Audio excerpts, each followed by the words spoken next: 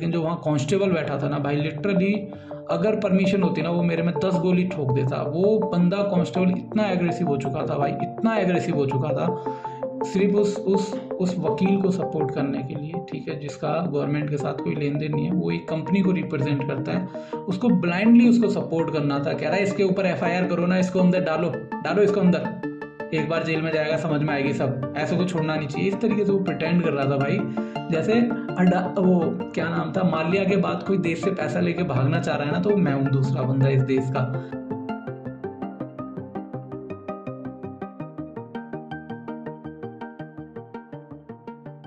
आप लोगों को आज मैं एक स्टोरी सुनाता हूँ अपनी किस्मत की, छोटी सी।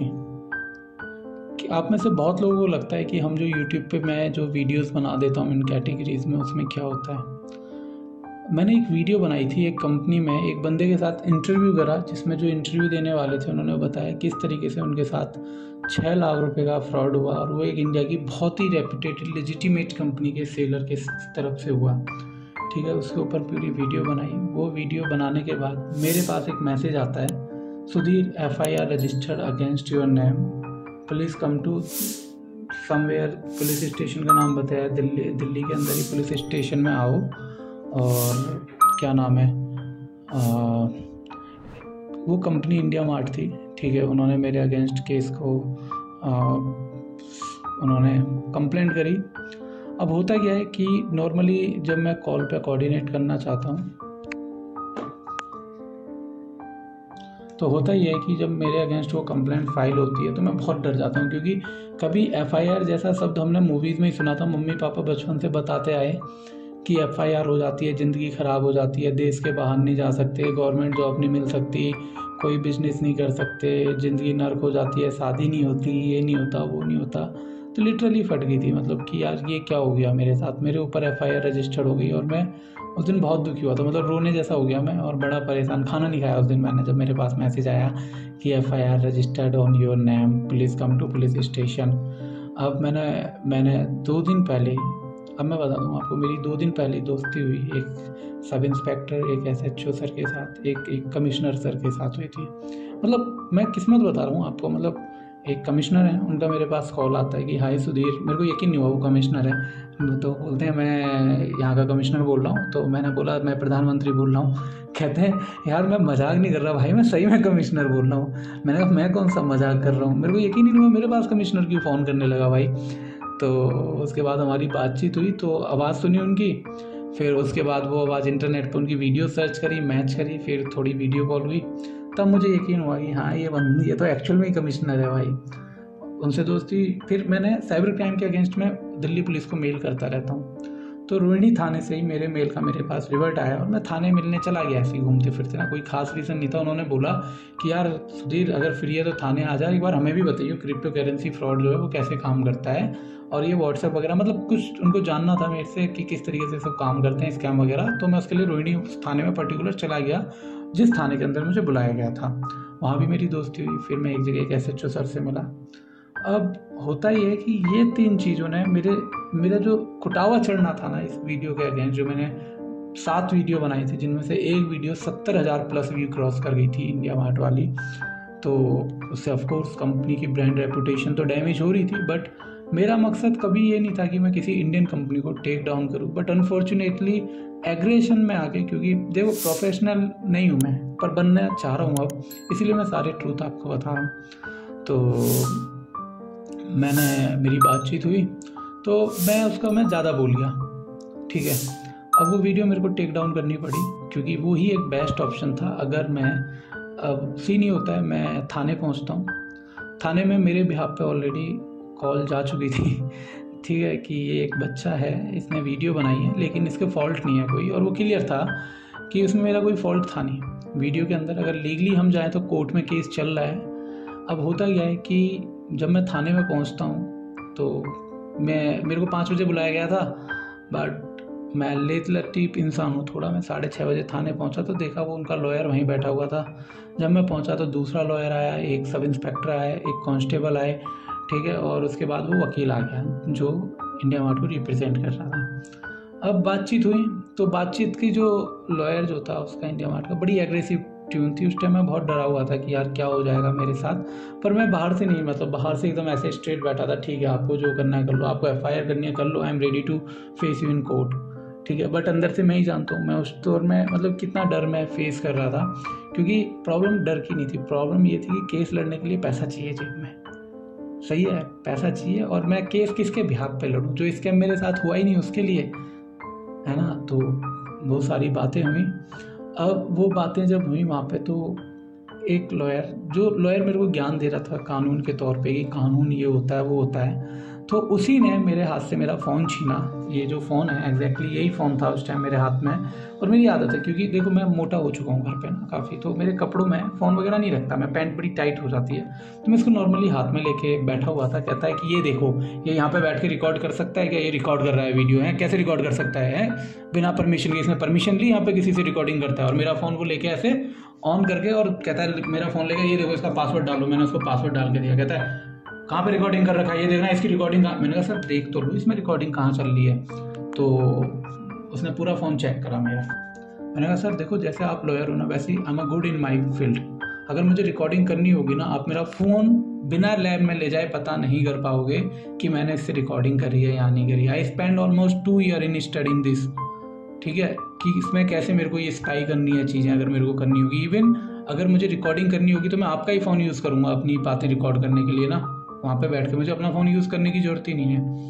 तो ये सारी बातें हुई। हालांकि ऐसा करना इतना आसान नहीं है जितना आपको लग रहा है, और मैं करता भी नहीं कभी। मैं आज तक अपने जीवन में भाई मैं वो इंसान हूँ जिसने सिर्फ पूरी लाइफ में एक बार बस टिकट नहीं लिया था, और उस दिन चेक इन में मेरी लट पड़ गए थे, ठीक है। DTC में 5 रुपये बचा रहे थे मैं और मेरा दोस्त आनंद, और हमें 100 रुपये दे के आने पड़े थे चेकरों का। उसी दिन हमने पहला और आखिरी दिन था, हमने कसम खा ली यार हमारे लिए इलीगल चीज़ बनी नहीं है, हम करेंगे ना तो हम डूब जाएंगे पक्का। तो मेरा फ़ोन चेक करा, फिर वो ऐसे उंगली दिखा दिखा के बात कर रहा। मैं अंदर से बड़ा मतलब पहली बार दुख हुआ कि मैंने LLB नहीं करी थी। लिटरली मुझे कानून की जानकारी ना होने का पहली बार दुख हुआ। तो मैंने सोचा कि अब मैं LLB करूँगा। फिर मैंने सोचा एक हुतियापे के चक्कर में मैं अपना पूरा करियर तो नहीं बदलूंगा। तो वहाँ 1-1.5 घंटे थाने में बहस हुई। वो अंदर बड़ा एग्रेशन के साथ उंगली दिखा दिखा के बात कर रहा था। फिर बाहर आता है, फिर हाथ मिलाता है, कहता है सुधीर यार पर्सनल मत लेना, देखो ये सब ऑफिशियल चीज़ें हैं, ऐसी चलती हैं, बाकी अपना सब नॉर्मल है। मैंने कहा ये क्या था भाई, मैं किसी कंपनी के लिए, मेरे लिए कुछ ऑफिशियल नहीं था। तो ये सारी बातें हुई। तो पहली बार मुझे कहीं ना कहीं रिग्रेट तो हुआ, बट हाँ जो वो पुलिस ऑफिसर था ऐसा ही फेवर मी अलॉट, उसने सपोर्ट करा। लेकिन जो वहाँ कांस्टेबल बैठा था ना भाई, लिटरली अगर परमिशन होती ना वो मेरे में 10 गोली ठोक देता। वो बंदा कांस्टेबल इतना एग्रेसिव हो चुका था भाई, इतना एग्रेसिव हो चुका था, सिर्फ उस वकील को सपोर्ट करने के लिए, ठीक है, जिसका गवर्नमेंट के साथ कोई लेन देन नहीं है, वो एक कंपनी को रिप्रेजेंट करता है, उसको ब्लाइंडली उसको सपोर्ट करना था। कह रहा है इसके ऊपर FIR करो ना, इसको अंदर डालो इसको अंदर, एक बार जेल में जाएगा समझ में आएगी सब, ऐसे को छोड़ना नहीं चाहिए। इस तरीके से वो प्रिटेंड कर रहा था भाई, जैसे वो क्या नाम था, माल्या के बाद कोई देश से पैसा लेके भागना चाह रहा है ना, तो मैं हूँ दूसरा बंदा इस देश का, ठीक है। और ये सब हुआ, लेकिन जो SI थे उनको पता था कि एक्चुअल में प्रॉब्लम क्या है, तो उसने मुझे फेवर करा। और जब SI और SHO मेरे फेवर में थे तो मुझे जब तक कोई डरने वाली बात थी नहीं। रही बात उनकी, तो बड़ों की बातों को, एक अगर बड़े कुछ गलत कह रहे हैं तो देखो उसको डिफेंड करना पहले ज़माने में अच्छा था, कि पहले कहते थे अगर कोई गलत कहे तो गलत का साथ मत दो। भाई वो जो बैठा है गलत, उस पर पावर है, तो मैं घंटा उसका कुछ काट लूँगा। तो हाँ वो कांस्टेबल का बिहेवियर एक्सट्रीमली रूड था भाई, एक्सट्रीमली रूड बिहेवियर था। मैं मतलब इवन आके ना, मैंने घर आके रोते हुए वीडियो बनाई थी, तो मैंने उस वीडियो को रखा हुआ है, one day I will upload that video, ठीक है। मैं बड़ा दुखी हुआ, और मैं सोचता था जिन लोगों के लिए मैं फ़ाइट कर रहा हूँ तो वो पता नहीं साथ देंगे नहीं देंगे। तो वो जो भाई था जिसके अगेंस्ट मैंने वीडियो बनाई थी, ठीक है, जिसके सपोर्ट में मैंने वीडियो बनाई थी, उस भाई का मेरे पास कॉल आया कि सुधीर भाई डरना बिल्कुल मत, अगर तुम रात को 2 बजे भी मुझे फ़ोन करोगे ना तो मैं दिल्ली पहुंच जाऊंगा, जितनी जल्दी होगा ना, सबसे पहली गाड़ी बस टैक्सी जो मिलेगी वो पकड़ के, मैं जो टाइम लगेगा दिल्ली पहुंचने में 5 घंटे 6 घंटे में मैं तुम्हारे सामने खड़ा हूँगा। तो सुधीर भाई डरना मत, ऐसा मत सोचना कि मेरा काम था तो मैंने तुम्हें फ़ोन करा, अब मेरा काम हो गया तो मैं पीछे हट रहा हूँ। तो ये चीज़ सुन के मेरा दिल खुश हो गया बहुत ज़्यादा।